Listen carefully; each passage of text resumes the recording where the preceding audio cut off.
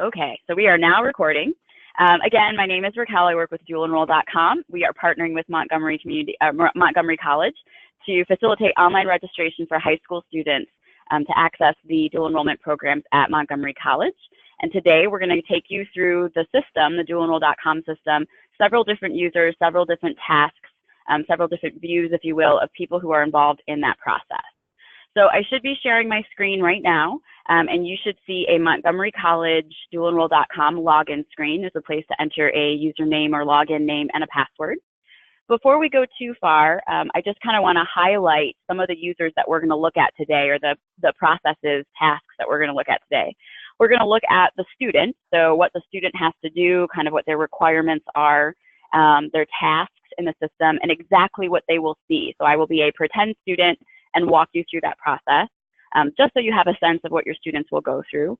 We will also take a peek at what the DEPAs will do. So there are tasks that are assigned to the DEPAs, and you'll get a chance to look at those tasks. I will sign in as a pretend DEPA, a test DEPA, and kind of take you through those steps and screens as well. You'll be able to see the MCPS responsibilities. Again, there are some tasks assigned to that user, and the high school principal steps. Again, there is a task or two assigned to that user. So those are the main users. We're basically looking at the student piece, and then all of those individuals involved at the high school level, kind of their piece and their process. You should know that behind the scenes, there are various people at Montgomery College that will be working on parts of the process too. And I probably won't show those on screen. I will do them behind the scenes so we can move the registration forward through all of the steps.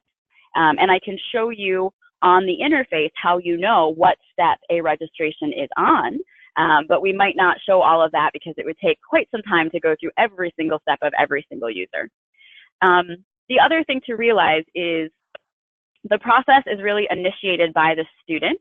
So the student has to come to the correct website. The website that we are on today, if you were looking at your screen right now, is the montgomerycollege.stage.dualenroll.com. So the stage in that URL basically is a code for our test site. So this is not the website that people are going to go to when we're doing this thing live, right? This is our testing site. The real site is just going to be montgomerycollege.dualenroll.com. And that's not something that I expect you to remember. You will be sent that URL. We do have some user guides that we are working with Montgomery College to put together that will have that website, that URL right on the top. So it's not something you expect to memorize, but the point is that the student does have to go to the correct URL to access the site. And the same is true of all the other users, the DEPAs, the high school principals, the counselors, etc. So you will have to access the site through the correct website or URL. The other thing to realize is that the system is browser agnostic.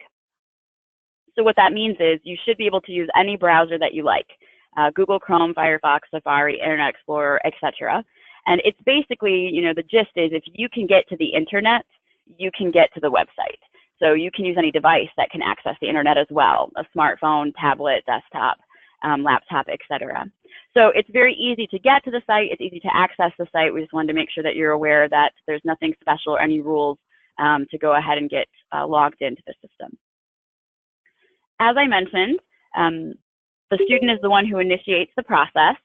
And so they come to this website and they either log in with a pre-existing account, so they've already created an account, or they click on this link right here that says need a login, click here to create one. So the first step for the student is to create, they're a brand new student, create a dualenroll.com account that will facilitate the process of enrolling in courses at Montgomery College. Before I do that, I just want to point out to a couple other things on this login screen. There is a forgot your username or password link. So in the event that you guys use this again next semester, next year, and a student has forgotten their account information from last year, there is a link that the student can click on to reset that or request a reset. They simply have to enter in the email address or the cell phone that they originally gave us so we can find their account that way and send them a reset code. There is also a link down here that says need to enter your text confirmation code. When a student creates a brand new dualenroll.com account, they have to confirm that account or activate it. That's the first thing they have to do before they can move any further. They can do that through email or through a cell phone, and I will show you that in just a moment. But if they gave us a cell phone as that activation method, we will send them a text message with a 6-digit alphanumeric code, and they have to enter that in. And that's what this link allows them to do. It will have them put their cell phone in, and then it will have them enter the code that we just texted to their phone, and then that will be their way of activating their account. An account has to be activated before it will work. So they can't just create a password and a login and think they're good to go. They must activate that account, and then the username and password will work. The only other thing to bring to your attention on the kind of the home screen, the login screen, is this big red help desk button that's up here in the upper right-hand corner. That guy is ever present. He is always there. He's always there for all users. He's there for students, for parents, for the counselors, for the DEPAs. And at the end of the training, depending on how we're doing on time, I can show you how to enter a help desk ticket that goes straight to dualenroll.com. We can also send them or take an image of it and send it to Montgomery for some input. But that's a good way to basically communicate that you have a question or that there might be a problem. And so we'll look at that too. I'm trying to increase the size of my screen a little bit, so hopefully it's a little bit easier to see. As it relates to that, the help desk button, I think the focus should be more on logistical questions about the dualenroll.com site, as opposed to procedural questions or policy questions related to dual enrollment. Those should continue to go to the academic coordinators or to myself. If you're not sure, I would suggest you start with the academic coordinator, but you can use that button, and Raquel and I and the rest of her team have been communicating regularly on things, and she may field it to me without and allowing me to respond, as opposed to kind of fishing through some of the details that are really an MC question. That's a great clarification. I appreciate that. So Akima is exactly right. We are definitely equipped to help with problems with the interface, like my login won't work, or I can't reset my password, or my reports tab is missing. But if it is any kind of policy questions about the process of that Montgomery has, special circumstances or something, those do need to be directed directly to Montgomery College. And if they ever come our way, we basically kindly say, let me forward on your request to Montgomery so that they can help with that. So thank you, Akima, I appreciate that. Okay, so I'm gonna go ahead and dive in like I am a brand new student, so I do not have a login, I do not have a dualenroll.com account, and we're gonna kind of take a peek at what that looks like for students. Most of your students will be in this boat, seeing as how we are doing this as a first-time launch with Montgomery College. So the student will come to the correct website, they will click here to create an account, realizing that they don't have one. And the next screen that will pull up is the account creation screen. So this is pretty standard. If a student has made any kind of an account, an iTunes account, a Yahoo account, there's basic information that needs to be collected to create the account. And this is the basic information that we require for a dualenroll.com account. You'll notice anything with a red asterisk is required by the student. They will not be able to create the account unless that's filled in. There are drop-down menus where they are appropriate. And this might look slightly different than the live site. Our test site, we don't link every single necessarily high school that Montgomery College works with, but that is the first step for the student, is to identify which high school they belong to or they attend. This list of high schools is given to us directly by Montgomery College, so we enter that information based on what Montgomery has told us. For the sake of the walkthrough or the test today, we're going to use Rockville as our home high school. The student will then create a login, it can be anything, and a password.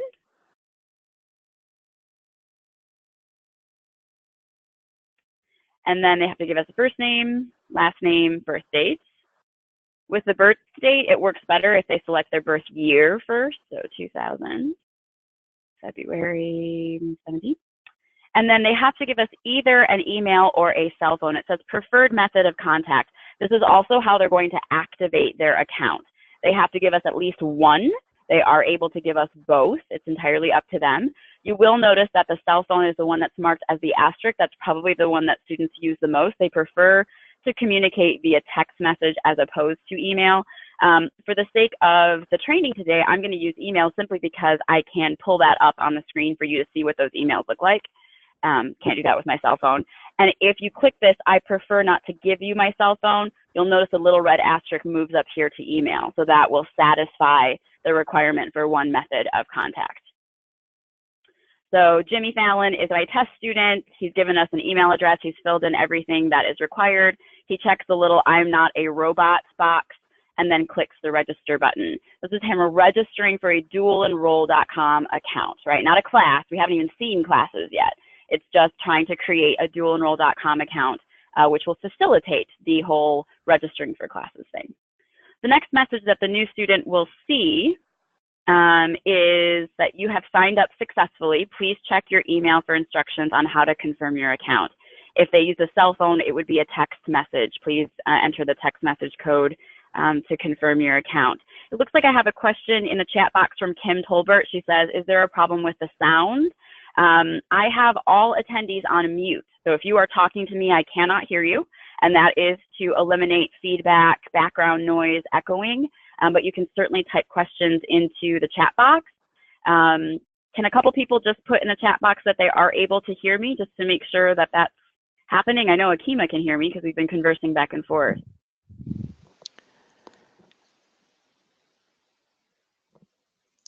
And I also got an email from someone that's saying the computer's not allowing them to go into the training session.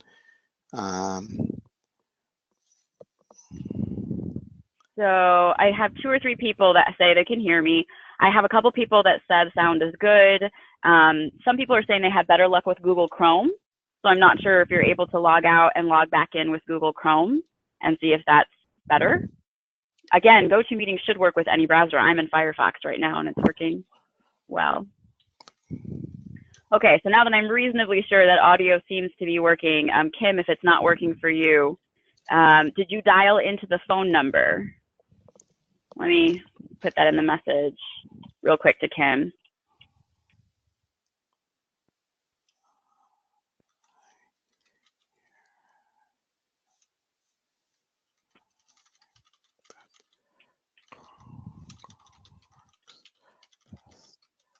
And the phone number is going to be in the invitation as well. Maybe Akima can shoot you a note, Kim a note with that information. Okay, so we're going to move on for those of us who are with the training right now. So you'll see that the student created their account. They now have to activate that account. Jimmy Fallon chose to use an email, so I'm going to bump over to our test email box since I gave him a fake email address. Give me a second to switch gears here. All right, so this is our test email box. It's full of emails, but this one that just got sent says, welcome Jimmy Fallon. You can confirm your account by clicking on the link below. So that is exactly what we're going to have Jimmy do. So I'm going to go ahead and click this account or the confirm account link. And once the student does that, it automatically logs them in. So you can see they are redirected back to the dualenroll.com screen. You'll see that it has Jimmy's name up here. I heard somebody join us. And he's already logged into the system. The same would happen if a person used the text code. If they entered the cell phone text code, they would automatically logged in to their account back into the system. So a couple of things. Jimmy is a brand new student and he is on what we call the pre-registration screens. You'll see that there are steps along the top here. Step 1, step 2, step 3, step 4. So there are 4 pre-registration screens for Jimmy. He only sees these because he is a brand new student. This is only done the first time a student creates their account. We will never ask for that information again from the student. And that is why they are called pre-registration. They need to be filled out prior to that registration being launched or that request being launched. All right, Kim, glad that you have the sound now. Looks like Kim's all set. So I'm going to go through these 4 pre-registration steps for Jimmy. The first one is to make sure that he has completed the Montgomery College admissions application. And that is done not through our site, that is still done through Montgomery College. So there is a web link here that says, if you have not completed that application, you need to click down here and do that. And so if the student clicks on this link, we basically open another window. We don't close it. Here's the original guy. but there's another window that kind of takes them to their application or being able to apply.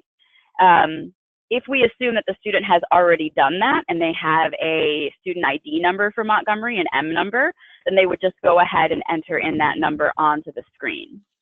I believe it is a 9-digit number. So I'm going to enter in a fake number and click next. Hi, Raquel. It looks like you have a question. Mm-hmm. I do. I've gotten emails from Janet at Rockville and Stacy from Seneca Valley, and they're saying they're being blocked, that nothing is working. So my question, I guess, to Mike is if he knows if there's anything that we can do to get them on. Stacy says the app has been blocked by system administrator. Yeah, I'm not sure what information everybody was sent about, but we do try to let you know that it is an application and that perhaps your IT department is not allowing you to download that app, which again, you're not going to be able to join the meeting if you can't get the app. And Kim says they need to use Chromebook. Janet said, I'll tell them to use Chrome, but. Okay. Yeah, okay. All right, thanks. I'll pass it on. So the second step of pre-registration for a student is to go ahead and accept the Montgomery College terms and expectations of participating in the program. It looks like Mike just has a comment that he was able to get on and some others were able to get on through Google Chrome on a PC, so he's not 100% sure. Sorry, I feel like we're jumping back and forth with training, trying to get everybody set up. I think at this point, if they're not able to join, they might just have to watch the recording. So I'm sorry, step 2 for a student, a pre-registration step 2 is for them to accept the college terms and expectations. So this is language directly from Montgomery College, kind of about what the student is getting involved in. They do have to check the I have read and understand and agree to these terms and conditions. If they try to click next without doing that, a little error message will pop up that says, whoa, whoa, you cannot move forward unless you have said that you agree to these terms and conditions. That is a requirement. So the student will check the box. They will probably read this as closely as they read those iTunes terms and agreements, and then go ahead and click next. The third step of pre-registration is for the student to identify how we are going to contact their parent or guardian for permission or consent. So Montgomery College does require the parent's permission or consent to participate in those dual enrollment programs. It used to be done maybe like a signature on a hard form or a hard copy form. We have the ability to either do a hard copy form, so I will attach an electronic version of a signed form to my application, or the easiest and quickest way is to do it electronically through email. So if the student can give us an email address for their parent, we can seek that permission or consent right through email directly to their parent. In this instance, if the parent does not have email, doesn't have access to email, etc., the student would select that second option. That will allow them to print off a paper copy of the permission form, take it home to mom or dad and have them physically sign the form. And then somehow that paper copy needs to become an electronic file that gets attached to the dualenroll.com account. More commonly, what students do is they take a picture of it, a picture of the signed form with their smartphones, and they just attach that image, that picture file to their dualenroll.com account. Occasionally, they might bring it to the high school to see if somebody can scan it for them and attach it that way. But as I said, more often than not, students are choosing the email pathway. I will show you what the other one looks like, but for the sake of kind of walking through the process, at least this first time, pretty quickly, I'm going to go ahead and use email for Jimmy Fallon's parent. So I'm going to go ahead and enter in that information. And they do have to match. That would be helpful. And I'm going to answer this little relationship question, and I'm going to click next. The last pre-registration step is just for them to verify their high school counselor. Again, we have gotten a list of counselors at specific high schools that will be involved with the registration process, and so that drop-down menu will be populated with those names.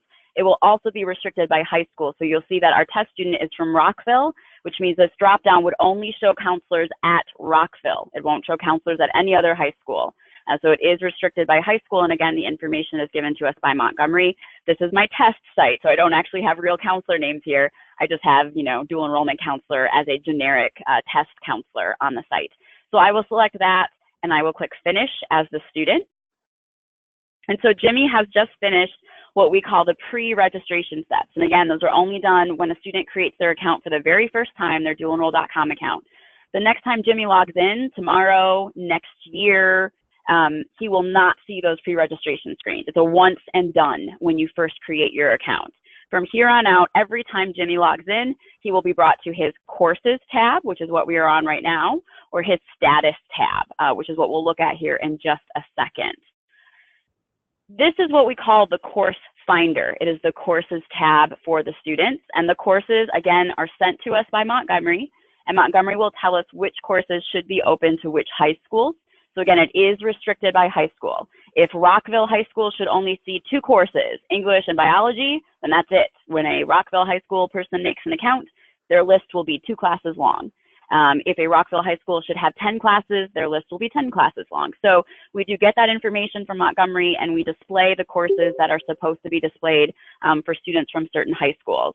Again, this is our testing environment, so our list is quite lengthy. We imported a number of classes from Montgomery. There are filters that a student can use.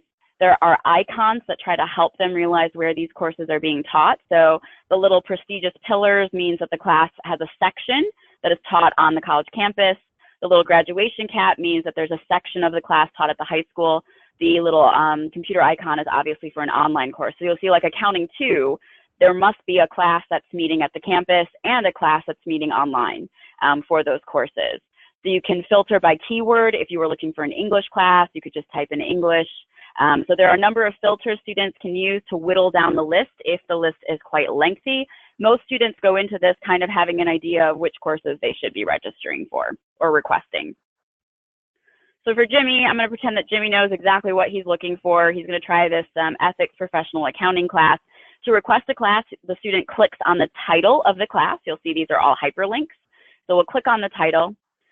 The system displays any information that Montgomery has given us. So we know the Montgomery kind of course name, that it's a 3-credit class. There's a link to look at the online catalog if they want to see a description of that particular course. But if our student, Jimmy Fallon, wants to say, yep, this is the one I would like to take, he simply clicks the Request Registration button. So clicking on that will automatically take our student, Jimmy, to his Status tab. So I am now on the Status tab. There was a message up at the top that said you have added the accounting class. And if he looks down under your dual enrollment courses, he will see that here is the course that he just added. And he will also see the number of things that are required. I still need the college to review it. I need approval of the class section I'm going to choose. So there's a number of things that have to happen. High school principal has to approve it. My parents have to approve it. So the student on their status screen can always see kind of what's going on with my registration request. Who am I waiting on? What permissions have already been secured? This information updates in live real time. You'll also notice that this upper block, it's for things that apply to all courses. So for instance, we need the parent's permission for the student to participate. We're not going to ask that for every single course. It's a once per term, right? Can your student participate in dual enrollment in the fall semester, whether that's 1 class or 3 classes? And that's kind of the division here of these 2 tasks, if you will. You will also notice that the things that are in bright yellow are meant to draw your attention to them. So in this case, we're logged in as Jimmy, the student, and you'll see that Jimmy has some stuff to do. It says, next steps, student, provide your high school courses, student, upload proof of orientation. So these are tasks that are the student's responsibility. They have to make sure that those are done before their registration can obviously progress. And that is why they are kind of up at the top, highlighted in bright yellow, and they are hyperlinks. They are blue hyperlinks, again, that the student can click on. I'm going to show you what those 2 tasks look like because those are the responsibilities of the student. But before I do that, I just want to make sure you understand that if a student wanted to add another course, it is as simple as clicking on their courses tab again. They get right back to that full list, find your next one, and add it the exact same way. So let's pretend Jimmy Fallon also wants world cultures. I'll go ahead and click on that. Again, we'll see any information that was provided. We'll click on request registration, indicating that this is another course that I'd be interested in taking. We are bumped back to his status screen. It says you have added that class. If I scroll down, I will see both of them listed here now. The accounting class and the world cultures class. Again, I still have these 2 tasks that must be completed for the term. So as a student, my 2 tasks are providing the high school courses that I'm already taking, and then providing proof of orientation that I have attended a Montgomery College orientation for their dual enrollment program. And those are hyperlinks. So I will click on the first one as my student, and I basically have to list the high school classes that I'm already taking this semester. The idea is to kind of build a program of study. I think you're familiar with that on the paper forms, where the student would list the college classes they're interested in taking, but we also need to see the high school classes that they're already involved with to kind of get a grand sense of what they will be participating in that term. So I'm going to go ahead and enter in some courses for our student.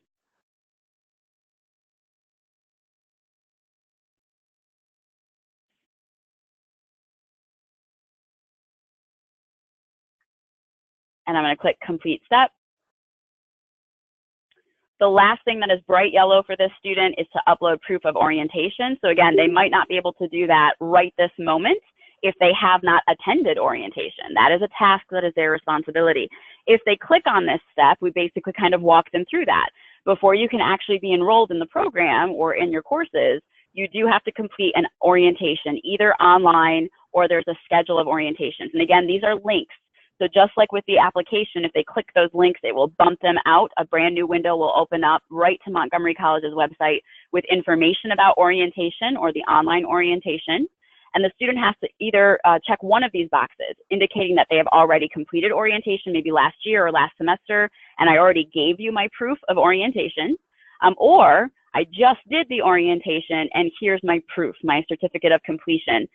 If they select that, they will have to click the browse button to look for the file. Again, they can snap a picture of that orientation certificate or have it scanned.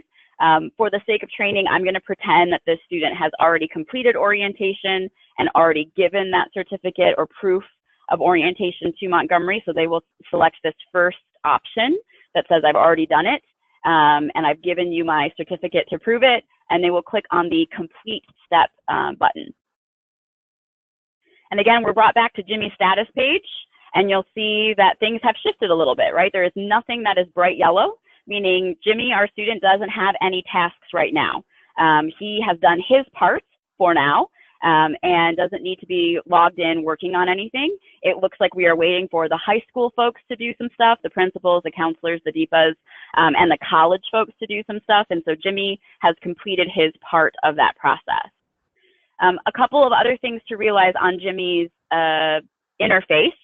He does have a resend and a change link for parent consent. So if we are waiting for parent permission, which we still are, it says parent permission is still needed. He can resend it if his mom and dad are like, I never got the email, I don't know what you're talking about. He can click on the resend button and it will resend the email. So it'll say, okay, I just sent it again to this email address, the one that you gave me. He can also click on change, which will allow him to change the email address, like, all right, let's try my mom's email address, or change his mind entirely, like, okay, we're not using email, let's just do the printed copy of the form instead. So the student does have the ability to do that. If they are waiting on parent consent, they are able to resend that email or change the email address or change the method from a paper form to an email or an email to a paper form. You at the high school will also have access to many of those links, but the point is you can direct a student to do it on their own. They have the ability to do that. Other links that come into play, an abandon button is only there while the workflow is in progress, meaning it's not complete, you are not enrolled, we are still waiting for people to give you permission. But if a student, let's pretend, added accounting 1 and they meant to add accounting 2, they can be like, oops, I added the wrong class, let me abandon that and go back and add accounting 2. Abandon sends a request to the academic coordinators that says this student wants to abandon a class, is that okay? So that's what that's there for. It's kind of a, oops, I made a mistake. Again, that is only there while the workflow is in progress. Once that student has been enrolled and the registration is complete, that abandon button is gone. It is not there anymore because then you have been enrolled in the class and you probably need to drop it. which is going to be a different process or procedure with Montgomery. So just trying to explain kind of what's available. The history link comes into play if you were trying to look at like an audit trail. Who did what on this registration? Who approved this course for this student? What counselor did that on what date? That's kind of what that history link is there for. It becomes more helpful, like I said, as you're looking for information for the past, like an audit trail. So I'm going to stop right here right now and see if there are any questions. I will try to unmute everybody, but if there's a lot of feedback, I will immediately mute everybody again, and you can enter your questions into the chat box, because this is kind of the point where we stop on the student's part, or the student interface. So to recap, the student had to create their account with dualenroll.com and confirm that account, activate it. Then they had to do the pre-registration screens, which is just a one-time deal because it's a brand new account. And then they had to request their courses, right? They clicked on their courses tab, request a registration. After they requested courses, they only have 2 steps to do immediately, which are the proof of orientation. So they do need to attend that orientation and provide proof. And then they also needed to do their class schedule, their high school courses, listing what they're taking at the high school for that particular semester. So let me pause right here and unmute everybody to see if there are any questions that you'd like to ask through audio, or if you'd like to ask them in the chat box about the student's initial process. Or Akima, if you have anything to add.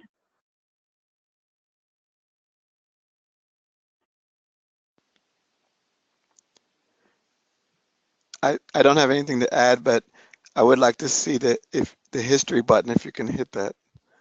Yeah, hang on one second. I have that on pause. And there's not much history now because nothing's been done. So if I click it, let me click it at the end of the process, simply because right now there's nothing that has been tracked. Okay, and then also for all the deepers, we will go over the drop process for students. The short answer is it'll be very similar to the previous process before dual enroll, but you know, think of this software as the enrollment, the adding the courses process. Perfect. Okay, well, I didn't see any questions come up in the chat box. I didn't hear any. I'm going to mute everybody again. Again, Akima, you can unmute yourself when you need to chat with us or chime in. And I will go back to sharing my screen. So the student's initial process is done. They do have to log in one more time. So at the end of this process, or near the end of this process, the student will get the chance to select a section, a CRN. So if I wanted to take English 101, right now, I've only told you I want English 101. And I have to get everybody's permission, mom and dad's permission, the high school's permission, you know, the college's permission, Montgomery's permission. But if everything goes well, everybody says, yes, I have the right test scores and meet the right requirements, then the final step, the student will get a text message or an email, again, depending on how they told us they wanted us to communicate with them, that says, all right, you're up. You have to pick a section. And at that time, and again, I will show you this, the student will see all of the sections of English 101. Like there's an online section, there's one that meets Wednesdays at 1 o'clock, and they will pick that section, and then somebody has to review that and say, yes, you picked the right section. So the student isn't completely done. They have one more step, but that step is at the end of the process. And so we will look at that after I look at the other users and what they have to do. The other thing to show you is that while we've been pretending to be Jimmy Fallon, the system has been sending out a bunch of emails. And so part of the effectiveness of the system is that it's able to communicate on mass scales. So we have done things like, you'll see there's an email that went out that said, dear parent or guardian, we want to let you know that your student has expressed an interest in enrolling in a program at Montgomery College. You're going to get an email pretty soon asking for your permission. If you have questions, here's the Montgomery College website. We have sent an email to Jimmy that says, FYI, you have to make sure you've done the orientation piece. So there's a lot of emails that go out and about to folks. We even told Jimmy that we talked to his parents. We said, look, we sent an email to your parents, FYI. Couple of things about the parent email too. If a parent says they are not getting that email, please advise them or advise your students to check their junk or spam folders. So these are automated emails, right? They're coming from like no reply at dualenroll.com. And so sometimes the first times those get sent, they wind up in a junk or a spam folder. As soon as the user identifies them as not junk or not spam, then everything works perfectly fine. But just make sure that if somebody is adamant they're not receiving that email, to have them check a junk or a spam folder. Additionally, if somebody is using like a work account, like I gave you my mom's work email address, and the mom is saying I can't get it, remember that employers, including school systems, have different firewalls. And so maybe their firewall or their security measures are not letting our emails come through because they think it's like spam. So that's something else for somebody to check if they're not getting those emails. Those are some common problems that might pop up. So we send a bunch of emails out to notify people. We even sent one to the DEPA. It says, Dear DEPA, one of your students has initiated the process of signing up. You're going to have to do some stuff. Please log in. And we provide links right here in the emails for everybody to kind of access the site. You do not need that link. You can just go directly to montgomerycollege.dualenroll.com. I would bookmark that website and just log in. Unlike students, any other adult user, so the high school folks, the college folks, you do not create accounts, you are given accounts. So again, Montgomery College folks have told us who should have accounts, counselor accounts, DEPA accounts, principal accounts, and we create those. So we will give you, you'll be issued a username and a password to log in as, and you can access the website through the email that you're given or just go directly to the website and log in. So once the student is done with their part, their initial part, next up is going to be the counselor, the DEPA, and the parent. So let's take a peek at what those look like. So I will log in first as the DEPA. And again, these are just kind of generic test folks. So when any adult user logs in, they will have different tabs along the top than the student does. You might land on your dashboard, you might land on your students tab as your default, but the point is to work on student registrations, you do need to click on the students tab. And so this is the students tab for our test DEPA. The default is to show you the current term, right? So there is a term drop down here. So right now we just have, let's say, spring, but if we have been doing this for 3 years, you will see past terms. So you can look back in time. It will default to the current term. It's also default is to show you a student list, view by student. And so what that does is it gives you 2 alphabetical lists. The first alphabetical list is near the top, and it represents anybody that needs your attention. So Dorothy Dorr, Jimmy Fallon, Craig Ferguson, Seth Meyers, these are guys who need your attention. And you know they need your attention because they have this bright yellow highlight, again, to draw your attention to them. Anybody who's near the bottom of my screen does not demand my attention, right? So Raquel, Montes, they're not on my step, they're on the academic coordinator step. Montgomery 11 is also on somebody else's step, they're on the MCPS step. So you can always see what's going on with all of your students. It's just the stuff that demands your attention is gonna float to the top and be bright yellow. The stuff that doesn't demand your attention will be listed near the bottom. You can search for a specific student. So if I just want to work on Jimmy, I can type in Jimmy's first name, last name, any part of his name, and it will pull up the stuff for Jimmy. You'll notice that the accounting class is listed twice, and so is world cultures. That does not mean he's trying to take it twice. It means there are 2 things that have to happen for this particular registration. The first thing is that the high school has to provide a course recommendation, that's the counselor. And then the second thing is that we're waiting on a bunch of those requirements that have to be completed once a semester. One of which is that the DEPA has to upload a transcript. You'll see that these are the tasks that are identified as once per semester, you got to get this stuff done. So the parent has to give permission, the DEPA has to upload a transcript, and the academic coordinator at Montgomery has to review the proof of orientation. They have to make sure that that certificate that the student uploaded is valid, right? So you can search for a student specifically. It's very helpful if you're on the phone with a parent for a specific student or a student's in your office. You obviously don't have to. You'll get the alpha list if you want to see everybody. The other thing to realize is just like the student clicks on the bright yellow highlighted step to access it, so do you.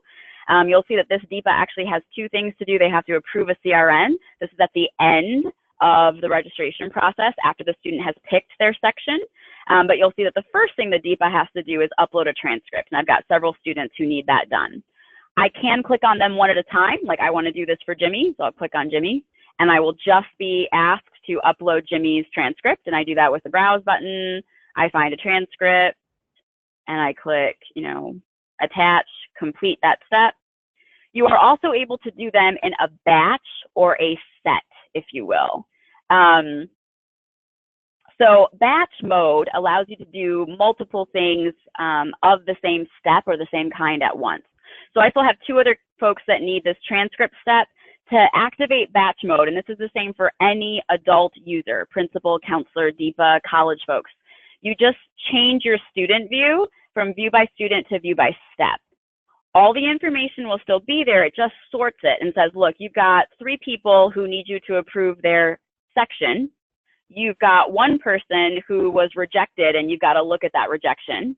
And you have 3 people who need a transcript. And then the rest of it's still down here. It's just not bright yellow because, again, it doesn't require your attention. So it resorts them and it lets you complete these things in a batch. So for a transcript one, if I were to click on, again, the bright yellow step, it just brings me to them one right after another. And again, this is our test site. So on the live site, it will have the student's name. So like Ferguson, and so you know whose transcript you're uploading, and you simply click next to get to the next kid. What that does is it eliminates the need to go back to the student list and click on them one at a time. It'll just bam, bam, bam, bam, bam, you know, bring you one right after another to the 10 students who need you to upload a transcript. And so batch mode can always be initiated by changing your view from view by student to view by step. And again, that's for all users. I'll show that when I log in as the counselor or the principal, etc. So that's the initial step for the DEPA. The DEPA does have other steps. So for instance, as I said, at the end, so Jack Pearson is a student who has a little further along. He has already gotten everybody's permission. So if I go to Jack, he's gotten everybody's permission. I can show that by clicking on the show button. I can see that the program of study is complete. The principal I still need, but the transcript is complete. The parent is complete. The high school approval is complete. So everything is complete. He has selected his CRN, his section, and the DEPA will have to approve that. So if I click on this, that's what this step would look like. It'll say Jack Pearson is trying to take an accounting class. He's gotten all of the approvals. He chose this one, the online one, or the one that's meeting from 6:30 to 10 on Wednesday. And then the DEPA says, yes, that's the right section. It's an appropriate section, or no, it is not. Try again, Jack, pick a different section. So that's another step that the DEPA will have. They will have the ability, or they'll need to approve the final section that a student chooses. And then you also saw on the master student list for the DEPA, again, this is our test site, so I have a bunch of test folks on here, that there was a bright yellow review student course rejection. So if anybody says no, if the principal says no, if the counselor says no, I do not approve this student for the dual enrollment, the DEPA gets a little notification about who said no. There might be some comments, like a message from that particular high school staff member or even college person, and the DEPA can kind of review that so they understand why. And I can click on that real quick. So you'll see, you know, somebody's notes was, I'm sorry, but obviously in real life, because this is our test environment, there would be a more extensive note. Student doesn't meet the requirements, or student has a hold on their account, or something like that. And the DEPA can either say, all right, you know, I understand, let's move it forward. In this case, the counselor was the one who denied it. So I agree with the counselor, this one needs to be denied. Or I don't agree with you. I think we need to talk about this one. Let me send it back for reconsideration. And I imagine that a conversation is happening. It's kind of to prompt the DEPA to talk to the party that rejected this particular request and make sure that everybody's on the same page about that request. So initially, the DEPA will have to upload a transcript for students. They will have to approve the final section selection that a student makes. Again, that's at the end of the process after everybody has given their blessings, their approvals. There is a possibility that a DEPA will have to review a rejection. So if somebody said no, the DEPA might be asked to kind of review that information and kind of filter through it.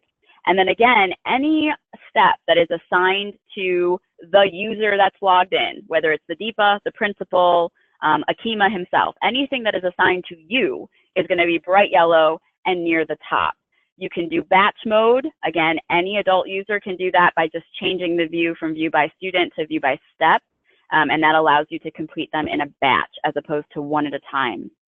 So I'm going to pause here again and see if there are any questions about the DEPA or any questions about how they access it. Remember, you will get an email that says you have a task to complete. You don't require that email. You can log in directly to the website with your credentials that you are given. You don't create an account. We give you an account. And I just have folks that sometimes log in first thing in the morning, at lunch, and right before they leave for the day to kind of clean out whatever tasks are waiting for them in bright yellow. So I'll pause here, see if there are any questions about the DEPA before we move on to the high school counselor. Or see if Akima has anything to add. I was steadily talking with my phone muted. Okay. So, and I wanted to be clear, the DEPA will only have access, will only be able to see students from their particular school, correct? Correct.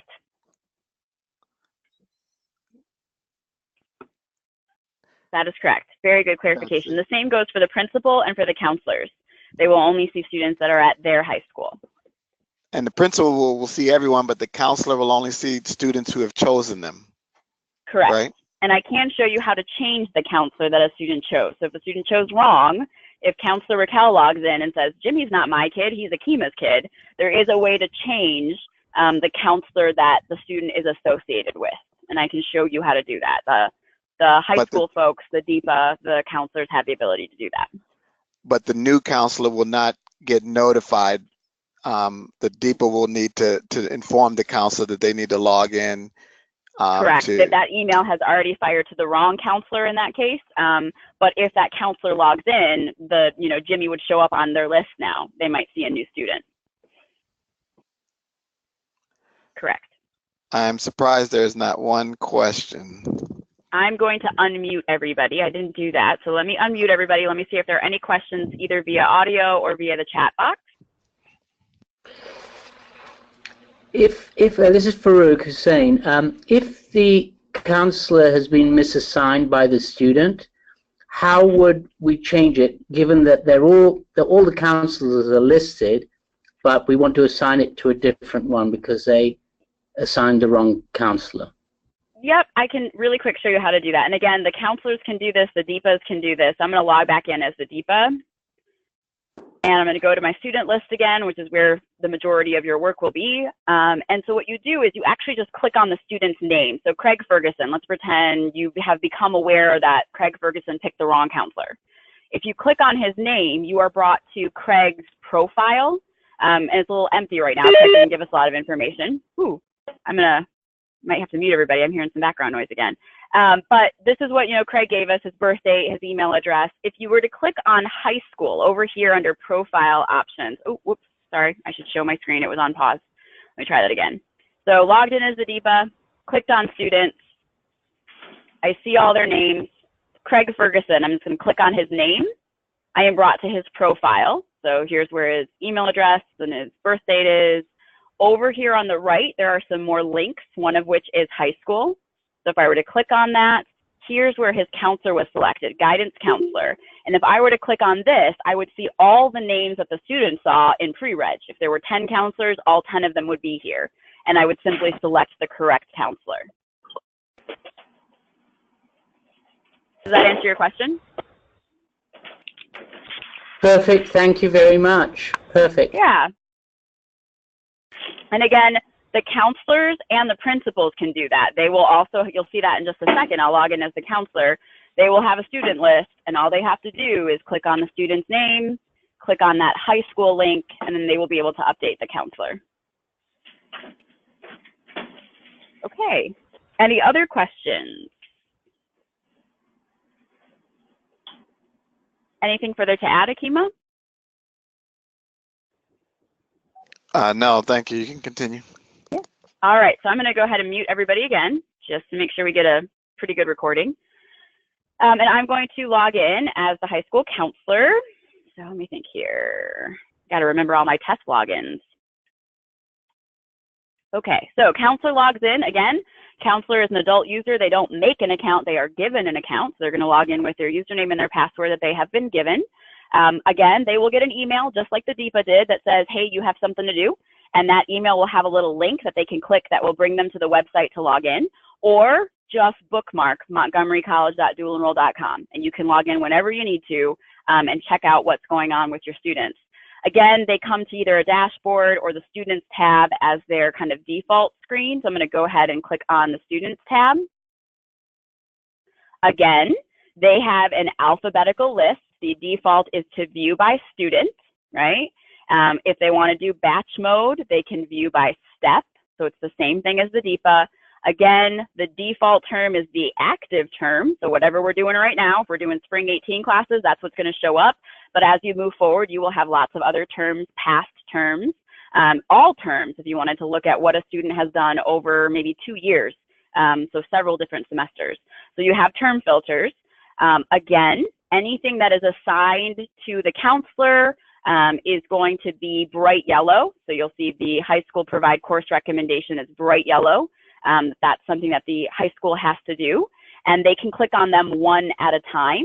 So if I was trying to do this for Jimmy, here we go, Jimmy's accounting class. I would click on that link. The counselor sees something like this. So we see Jimmy's name. We see the course Jimmy wants to take. I also see Jimmy's program of study. So I can see what he's taking right now at the high school. I can see what classes he wants to take. So even though I'm only approving accounting right now, I am looking at kind of the full picture of what Jimmy wants to do. So even if he wanted accounting, but I see he's got like 4 other ones, like astrophysics and English and botany, I'm like, whoa, that's too many. We got to say no to some of these. Like, that's way too heavy of a load, Jimmy. So you do have to make your approval for each course. Like, do you approve accounting? Do you approve world cultures? But as you're making that decision, you can see their full program of study, what the student has requested, right? And you can also compare it to what they're doing at the high school. So after the counselor looks at this, they see the full picture. They can say, yes, I'm approving accounting. They can say, no, I'm not approving accounting, and they can write a little note.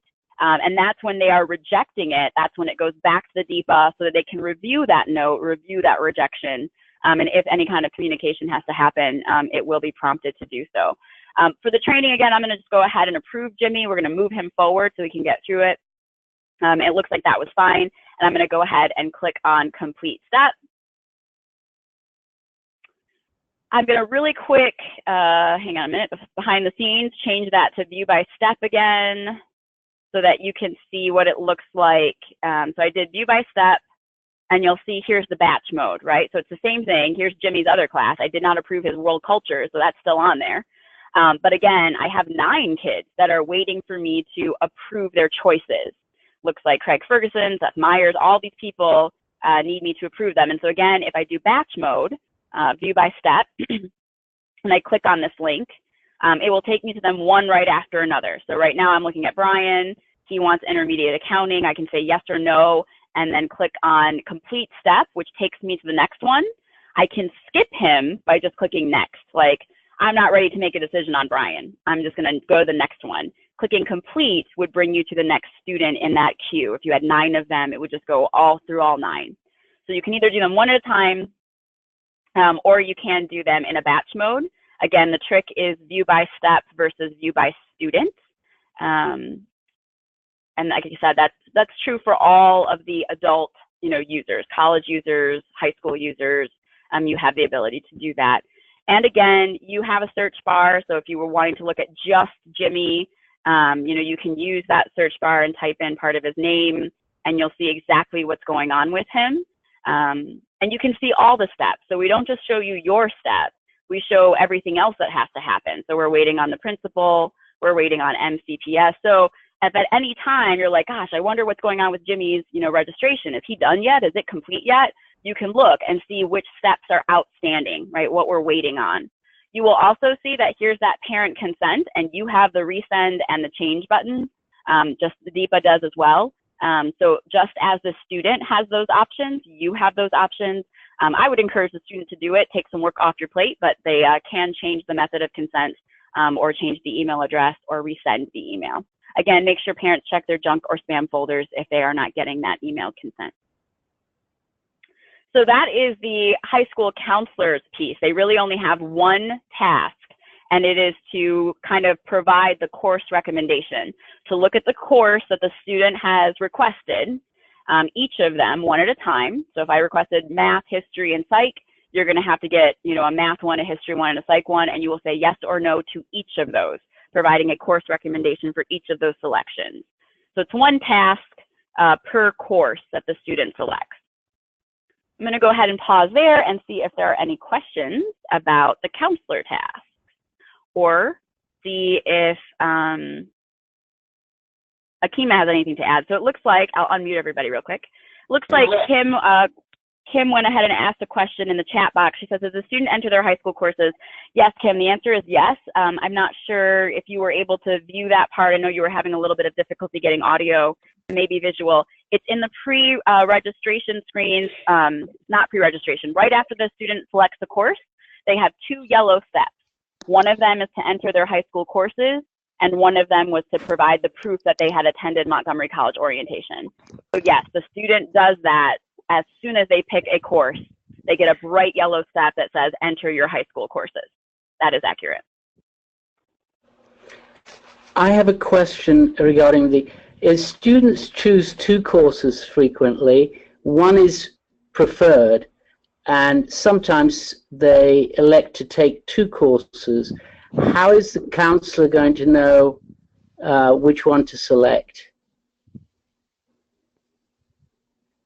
So I guess I'm going to have to default to Akima on that. So if a student has made two choices and the counselor only wants to approve one, how do they decide which one to approve?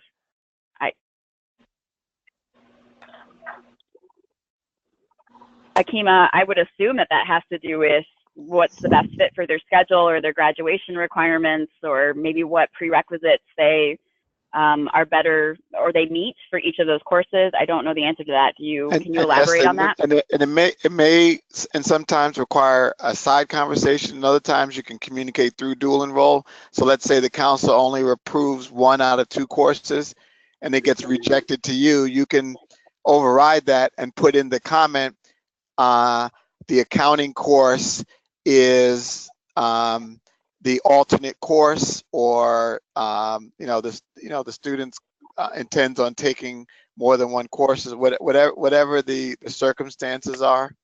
Okay. And so I guess I understand. I can send them a follow-up email with each registration. At the moment, the students are entering two courses, a first choice and a second choice. They're not always entering them in that order, so it's not, I guess in each case I have to send the counselor a note telling them which is the priority class selected. Well, and I guess the issue would really be if there's a general statement to the counselors that students are only going to take one course unless otherwise stated, then the question would be, why would a counselor reject one course and allow the other course? So the counselor would the reason is that previously we've insisted that the students, as far as possible, choose a first choice and a second choice in case the first choice is not available to them. But the counselor doesn't need to know the first choice and second choice. They approve both? Well, because they either need to know whether or not that course is appropriate for the student or not. It would be up to the DEPA at the end process. I understand, but if should they approve both, and how will they in that case know which one, that they're not taking two classes? Yep, because they've given permission, just like the approval form, they've given permission for the courses that are listed on the approval form. That doesn't necessarily mean that they're giving approval for them to take both courses, but they're saying that both of those courses are appropriate for that particular student.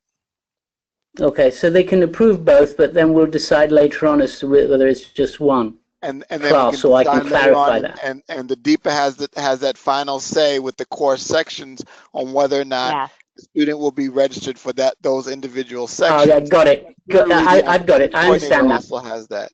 So. Okay, I understand now. That's fine. Thank you. Great. Yep. Raquel, can I jump in? Can you show the Yeah. the batch mode for the counselors? Because I think that's pretty cool that their ability to choose, to process multiple students is even more streamlined. You know what I'm talking about? I don't think we have that more, because I think I did show it. Hang on, let me get back there real quick. I'm on pause right now while I Let me see if I'm log back in really quick. Because we show the program of study for each one, it's not a table. I know sometimes batch mode is done in a table, but this is not a table because we have to show the program of study for each one. So it literally is one student for each screen. Is that what you're talking about? Oh yeah. Oh, so I think the principal and the one. MCPS. Yes, the principal Yeah, gets principal the cool and one. MCPS are much different. They Okay. look a little, it's like a table. But for Yeah, this one, because you wanted the program of study displayed for each kid, we needed to pick up the entire screen. Does that make sense? You're absolutely correct as always. All right, not as always. I will Maybe often. I'll take often. I'm self-muting right now. Okay, so good question. I'm going to go ahead and log out as the counselor. So we've seen the DEPA, we've seen the counselor. I am going to log in as the principal really quick. Ooh, I need to mute everybody first. Hang on. For that very reason. Okay, so let's try principal. So again, an email will go out to the principal that lets them know they have a task. You can disregard those emails because you don't need them to log in. They're just kind of a reminder, like, hey, don't forget to log into the system. You have students that are waiting on you to complete a task. But technically, you can just go right to the website. Again, I would bookmark it and log in with your account that you are issued. Again, you will go ahead and click on the Students tab to see the list of students. Once again, anything that requires your attention is going to be bright yellow. Now, a couple of things about the principal step. I know, Akima, that we are going to be changing slightly the MCPS view, but to my knowledge, for the principal, we are only showing them their steps. So you'll see that there's not a bunch of steps near the bottom that are all grayed out. It's just basically we're showing the principal what needs their attention. We are not showing them that Jimmy Fallon is also waiting for a parent permission, or that Jimmy Fallon is waiting for the DEPA to approve their CRN. We're not showing them tasks that are not theirs. And this is for the principal. Yes, I do believe that you had the request for MCPS to see more. Is that right? Yeah, do not show them anything more than they need to see. Perfect. Okay, so or else the process will never move forward. Gotcha. So principals have a very limited view. They see all of the students who need their attention, but the minute you take care of it, it bumps off the list. So like if I do this for Jimmy, so here's Jimmy's, and again, I still have view by student, so I can turn this to view by step, and it resorts the information. They only have one task. I will show you what that looks like in just a second. They still have the term filter, they still have a search bar, so they have all of the things that everybody else does, but they are only seeing bright yellow tasks. They are not seeing gray tasks. They only see the things that need their attention.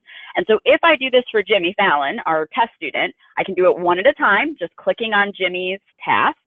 I can say, yes, they have my approval. I could put comments in here. I could say no and write a reason why I, as the principal, am denying this.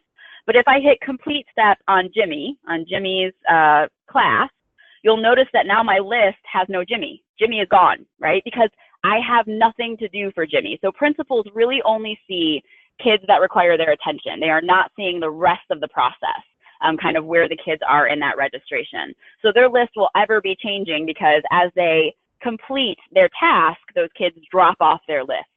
The view by step, the batch mode, as Akima was alluding to, is a little bit more streamlined for principals because they don't have to see a program of study or any of that other information when they're making their decision. They would go view by step to activate batch. They would still click on the bright yellow thing, and now they have a table. So I can go right down the list. You know, Brian is yes, Raquel is no, Montgomery is no, Rocky is yes. And there's also decide later. Decide later would basically keep them on the list in bright yellow. So it doesn't move the kid forward. It just basically holds them there for another time. So principals have a kind of a smaller view. They only see the kids that require their task. It'll be bright yellow always. And then as they complete the tasks, the students drop off the list. They also, their batch mode is very streamlined because they basically are just doing yes or no with some comments. they don't have to see all the other information that counselors and DEPAs are using as they're evaluating that decision.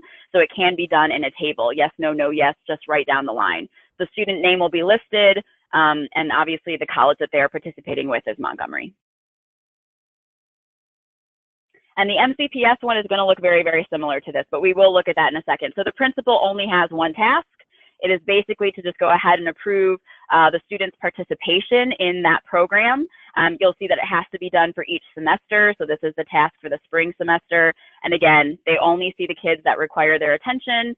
And it can be done in a batch mode in a big old table or one at a time. Once the task is complete, it will move off from their list. They won't see that on their list anymore.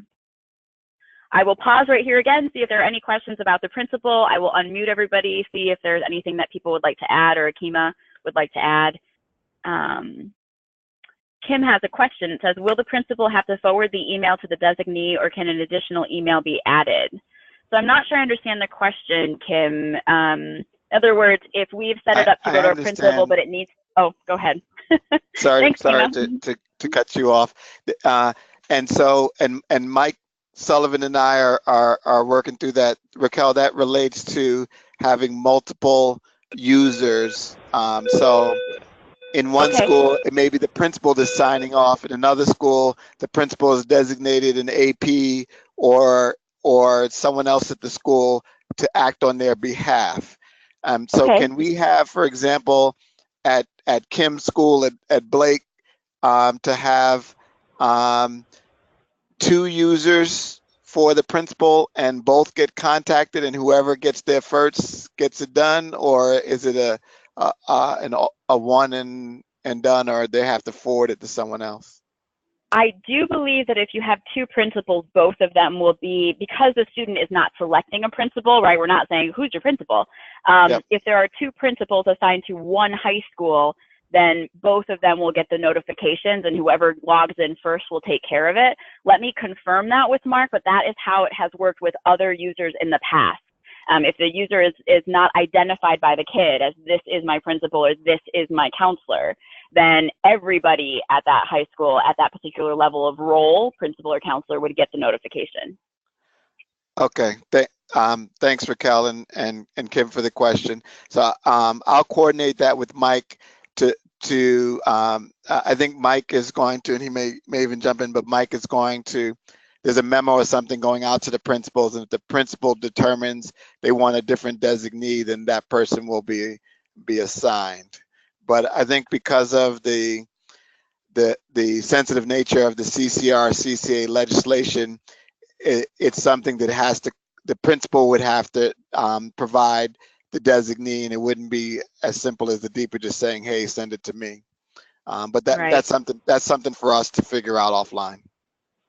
It is. I see Mike has added a good suggestion. It says, can 2 email addresses be put into that email address field on the principal's profile? I do not believe they can. Again, I can check with our developers on that. I do believe that every user account has to have one unique email address. I don't think we can put multiple email addresses on a user account. But what I don't know is if we can set up an automatic forward. So if an email goes to this, can we somehow have a rule that says duplicate the send and send it to this particular email address as well? I don't know the answer to that. So I think it's a good suggestion. Either I have to confirm that 2 principals at one high school will both get the emails, or if there's another way to have that same email notification be routed to 2 different email addresses. I see where you're going with that, Mike. I don't think I can put 2 email addresses on one user account. I believe that that's not possible, but there might be another workaround. Any other questions? Okay, I'm going to go ahead and mute everybody again. All right, so I will log out as the principal, and I'm going to log in as MCPS real quick.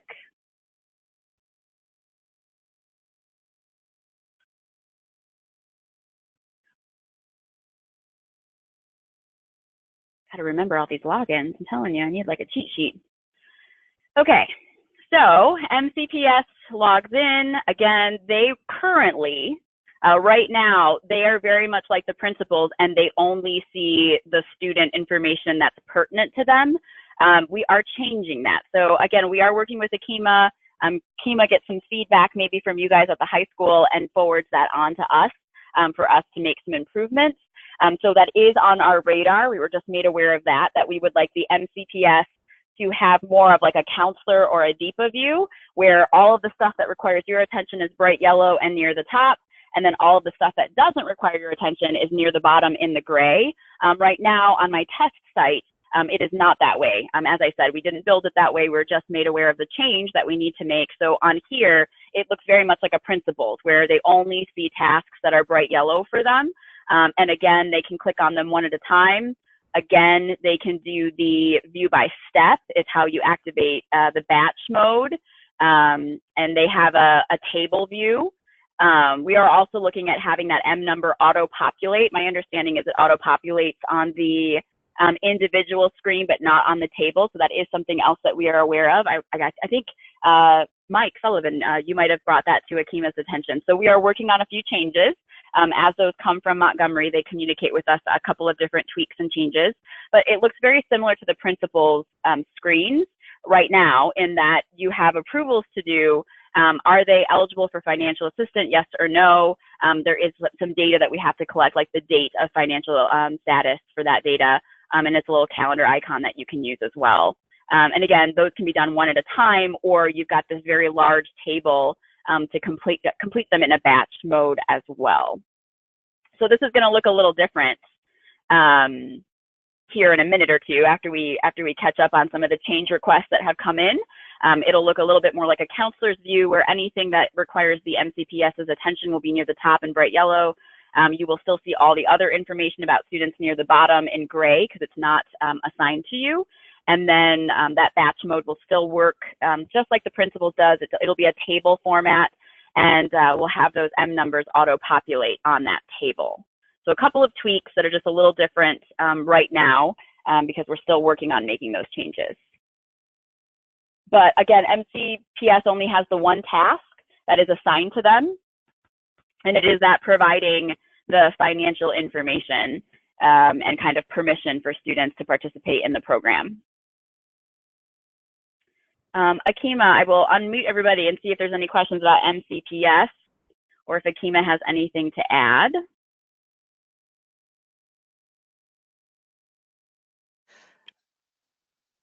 I'm wondering, and without having a full discussion, I'm wondering if the counselor's role would be limited to only seeing their action items, and if there would be any reason why the counselor would need to see other information for other students, i.e., you know, the transcript upload or that type of information. So I don't know if any of the DEPAs, or if Mike wants to jump in there real quick and just give a quick response on that, or if something we want to talk about later.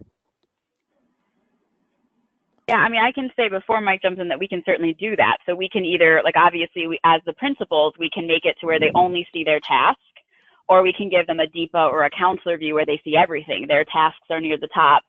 The other stuff that's going on with the registration are near the bottom, and we can do that for any user. So I can, if you wanted the counselors to only see their one step and nothing else, we can give them kind of like the principal view. Or we can leave it so it's like a DEPA view where they see all of the information about the kids as far as like where they are in the process. But yeah, we just need direction from you guys, Montgomery, and we can make those restrictions on the views. So in interest of time, let's make this some, and Mike and I will coordinate how we can have this a topic of discussion, because similar to the principal, I think it would be less stressful for the counselors if they only see what they need to do, but we can talk about it offline. Okay, that sounds good.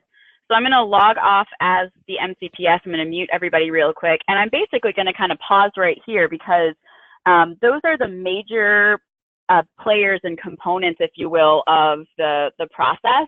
It's the student, the high school staff, which includes the MCPS person, the DEPA, and the counselor. And then the parent, I can really quickly show you what that looks like. Parents, let me jump back here to my inbox really quick, refresh it since we've had some emails going out and about. The parent will also get an email a notification. You saw the email that they got that said, you know, FYI parent, your student is, you know, beginning the process or has expressed an interest in doing some classes at Montgomery. We'll be in touch. We're going to, you know, contact you again. So here is the second email that fired for the parent. It says, dear parent or guardian. It went to Mike Fallon at dualenrollme.com, which was Jimmy's dad. It says, your child is trying to take a class. Please click here to give your consent. So parents don't have accounts, right? So they don't have a login. They don't have a username. We certainly don't give one to every parent like we give a counselor an account or a DEPA an account. And parents do not create accounts. Parents do not need accounts. All parents need is to get the email, right? So if we chose email consent, if the student said, please contact my parent by email, the parent simply has to get the email, click that little link, and it automatically opens them up in dualenroll.com, and it says, here's your kid, Jimmy, and they want to take one or more classes at Montgomery, and here are the program terms, conditions, responsibilities, expectations. And so there is a way for them to kind of like print off the permission form, basically this language. They can print it if they want to. It says, click here to view that form, and that you're essentially signing electronically. And sign it by entering your first and last name. So Mike Fallon would just do this. It's an electronic authorization, like when iTunes has you enter in your initials or something to recognize that you accepted the terms and agreements. That's exactly what we're doing with the parents here, is we send them an email, we show them the student's name, the name of the college, and then the language from Montgomery about what participation in that program means, and the parent has to give their authorization. So if I click on complete step, then the parent just has a thank you, you're done. You may close the window, you have done your parent consent piece. And so it's fairly easy for parents as long as they get that email. Again, I can show you what it looks like if a student chose the paper form. But before I do that, let me just log in as Jimmy. Let's pretend Jimmy's like, I wonder what the heck is going on with my registration. The student can log in at any time. So they just go to montgomerycollege.dualenroll.com, that same website. They enter in their username and their password. And you'll see now that Jimmy logged in, he doesn't see those pesky pre-registration screens. They really were one time and done, right, because he made his account. He's automatically brought to the courses tab. He clicks on status, right? And he can see here are his classes. First thing I realized is there's nothing in yellow. So Jimmy doesn't have anything to do right now, but he can see what is complete. So down here it says, you've done the program of study, the student has done the orientation, the DEPA has uploaded the transcript. So all of these things have been finished, and it looks like the next step is for the academic coordinator to log in and do something. They have to review that course. You can also see that we didn't approve the World Cultures one. Like when I was logged in as the counselor, I only took care of Jimmy's accounting class. I didn't take care of his World Cultures class. So the counselor still has to do that. So Jimmy can log in. The student can log in at any time and see kind of what's going on with their registration, kind of where they are in the process. It is updated in live time. If you give me a second here, I'm going to pause my screen on the login screen. I'm going to complete behind the scenes some of the college tasks. Again, I told you we probably wouldn't show those on the screens. It's tasks that the academic coordinator is doing. So Akima and his team would be doing behind the scenes that move it forward. So things like reviewing the proof of orientation that Jimmy might have uploaded, reviewing the course, making sure that he meets the prerequisites for those courses. Those are things that Akima's team would be working on, the academic coordinators would be working on. Again, the academic coordinators can also deny somebody and say, no, the student doesn't meet prerequisites, or no, I don't have a proof of orientation. They actually took a picture of their grocery list and not their orientation certificate, send it back. So there's a lot of those kinds of communications that can go through dualenroll.com. And so I'm just going to really quick complete some of those steps so you can see what happens. I will log in as Jimmy again really quick. So I have completed Akima's team, the academic coordinator steps that involve looking at prerequisites, looking at the transcripts that were uploaded, looking at the proof of orientation that was uploaded, all that jazz, verifying the M number, all that stuff that happens behind the scenes. I've completed all that. I log in as Jimmy, and you'll see that Jimmy now has a bright yellow step, and Jimmy has actually gotten an email too. So we don't expect Jimmy to log in every day. We send him an email or a text message that says, hey, you got something to do now, right? Everybody else has done their part and you're up. And so it looks like he has to pick a class section. It's bright yellow, it's clickable. If I click on that, it would show all of the sections. So for this particular accounting class, there really is only one option. But if there was more than one, like, oh, you could go to college on Wednesdays from 1 p.m. to 3 p.m., it would be a table. And the student basically just picks the one section that they want. And that fires off the last few steps, if you will. After the student says, this is the section I want, it goes back to the DEPA to say, is this an appropriate section for my student to take? And I think if I was following that conversation correctly, Akima was saying that at that point, if 2 courses are available, 2 courses were approved, but really it should have been a first choice and a second choice, that would be the step where the DEPA could say no to this section and yes to this section, because one of them was the first choice and one of them was the second. But that is the last step for the student. So they have one last step.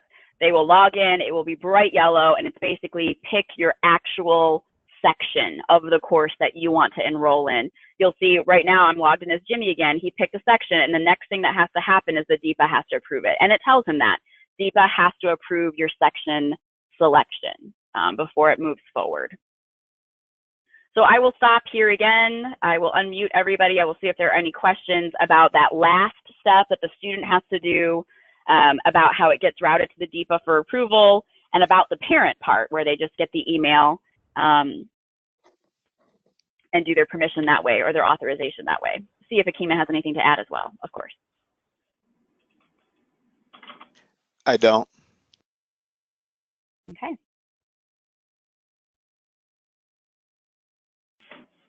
I will really quick, while I'm waiting to see if anybody's typing questions into the chat box, I will bump back to my email, and you'll see here's the email that the student got, Jimmy. It says, congratulations, Jimmy, you've been approved to enroll in this accounting class, but you're going to need to log into dual enroll and select your course. So we're saying you have something to do. Please click here to do that, and then the student would be directed to the login screen. So we do notify the student. We realize they've probably forgotten about it. It's been a couple of days. And we kind of tag them, again, email or text message, depending on their preferred method of contact, and prompt them to log back in and pick their section so that registration can move forward. I don't see any questions in the chat box about either of those. So I'm going to assume that we're okay there. I can show you really quickly. I'm logged in as the DEPA, so I had the screen on pause and I logged in as the Rockville DEPA. I can show you really quickly, again, the DEPA can resend a parent consent. They can change it. So let's pretend Craig Ferguson's mom is just having one heck of a time getting the email. She says, just send me a paper form. And so the student can do this, so can the DEPA, so can the counselor usually, although I realize we might be restricting that. I'm going to go ahead and click on change. I'm going to say Craig Ferguson is now going to do a paper copy, and I'm going to click complete, which means I have changed the way that Craig Ferguson is going to get that parent permission. And if I look at him now, you'll see that the student has a task. Student, upload scanned consent. And if I were to bump to my email, the student would have gotten an email that says, hey, you got to upload your parent permission. And if I log in as a student, Craig Ferguson, my test student, and I go to status, you'll see that he has something in bright yellow, and it says you have to upload that signed parent permission form. So again, you know, the student is able to, they're prompted that they have a task. The task is going to be bright yellow. Now, had Craig Ferguson picked that from the beginning, like right in pre-registration, if he said, no, I want to do the hard copy of the form, then that guy would have been there right from the beginning. It would have been bright yellow. It would have said, Craig, upload your orientation, tell me your high school courses, oh, and give me the signed copy of your parents' form. So the only reason that we had to send Craig an email is because we decided later in the game that we wanted to change the parent consent method to a form. And so Craig needs to be reminded that he has to do that. But otherwise, this would have been a bright yellow step right from the beginning if the student had selected the paper copy route. And he can change his mind again, like it's not done. We still haven't gotten parent consent, so he can click on change and say, just kidding, let's try my mom's email again. So that ability to change is there until the parent consent has been received, if that makes sense. So I think that is my spiel. I think we have gone through all of the kind of high school and student tasks. So just to recap, the students are the one who initiate that. They go to the correct website and create their account. They confirm their account. And then they do the pre-registration screens just one time. And then they pick their courses, request their courses. Immediately after they request their courses, they will have some yellow tasks. That includes the orientation proof, and it includes the high school courses. And it would also have this upload your parents' permission form if the student chose to do it that way, if they chose the hard copy as opposed to the emailed copy.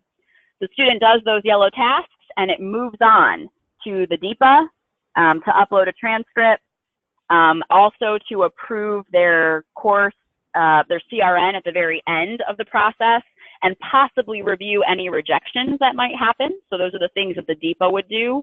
It goes to the counselor to do the course recommendation or approval. It goes to the principal to do an approval.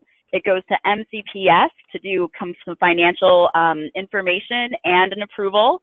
And it goes to the parent to do an approval if email was selected. So it kind of fires off all of those things at once. All these people have to give their consent and their permission and supply some data. And then it moves on to Montgomery College folks to do some stuff. And the last step is for the student to log back in and pick a section, at which time the DEPAs will get a chance to approve or deny that individual section. I think that's it in a nutshell. Akima, did I miss stuff?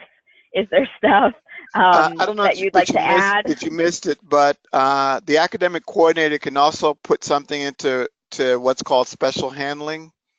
And that's okay.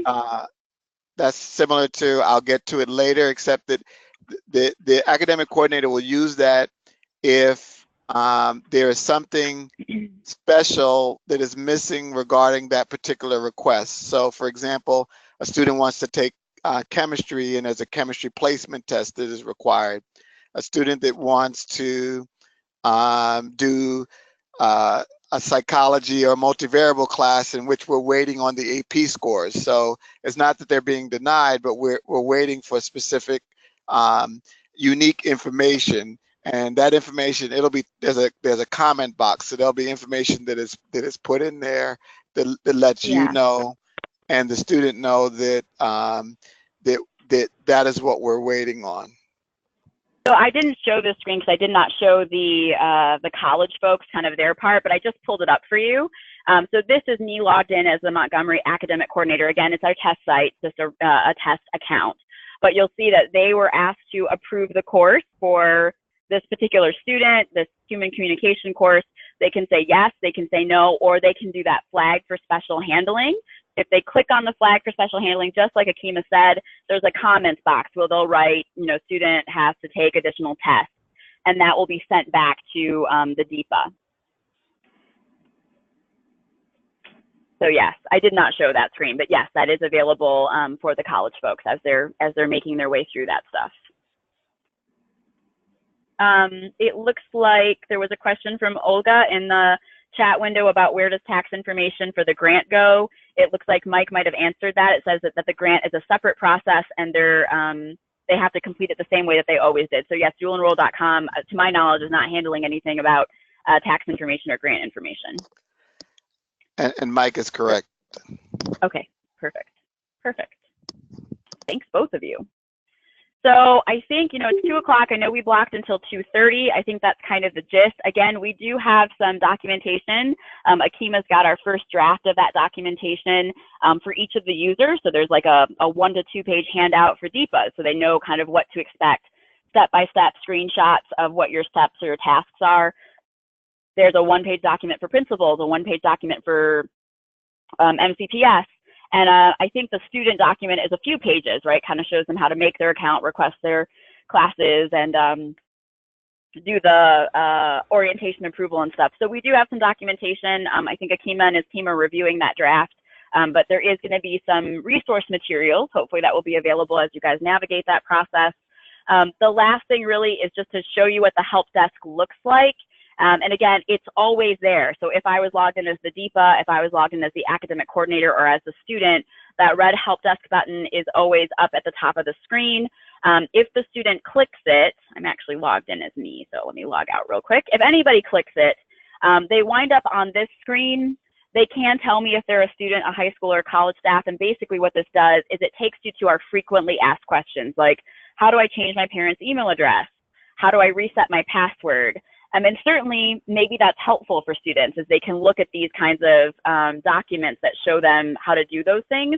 But really, if you just want some help, I just have a problem, and I think as Akima articulated, it's more technical problems with the system, like my password won't work, I'm locked out, the system crashed, I don't see any classes.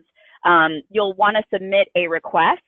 So that little guy is way up here at the top. I wish I could make it big and neon and bright and, you know, flashing, but it's tiny. If you click on submit a request, you're basically brought to a form that fills out a ticket for us. And again, red asterisk is required. So we basically just need the email address so we can write you back and tell you when we fix the problem. And then basically, what's the problem? So a short description, or like a title, like locked out, and then a longer description. This is my name, I'm logged out of my account, please help. And then the rest of it is optional. You can give us the student's name, the instructor's name, the high school, the name of the college you're working with. You can even attach a file if you've got like a screenshot, but none of that is required. At a minimum, I need to know who you are and what's the problem.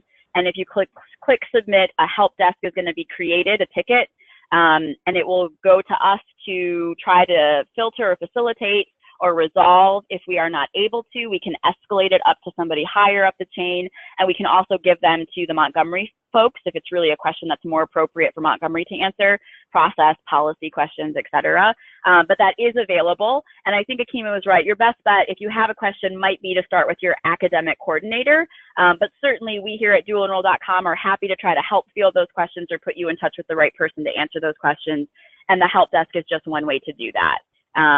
And it can be done, again, by anybody, counselors, DEPAs, students, parents. That help desk button is available.